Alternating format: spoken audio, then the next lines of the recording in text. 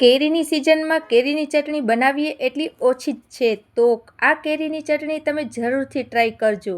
ચટણી બનાવવા માટે આપણે બધા ઇન્ગ્રીડિયન્ટ્સ લઈ લીધા છે. તો સૌપ્રથમ આપણે મરચાંને ચોપરથી ક્રશ કરી લેશું. ત્યારબાદ આપણે જે કેરી લીધી છે તેના પણ આપણે પીસ કરી લેશું. કેરી અને લસણને મરચાં સાથે જ એકદમ ચોપ કરી લેશું. જો તમને મિક્સરમાં ક્રશ કરવું હોય તો પણ કરી શકો છો. જોઈ શકો છો આપણું એકદમ બારીક ક્રશ થઈ ગયું છે. ત્યારબાદ હવે આપણે વઘાર માટે તેલ ગરમ કરવા રાખીશું.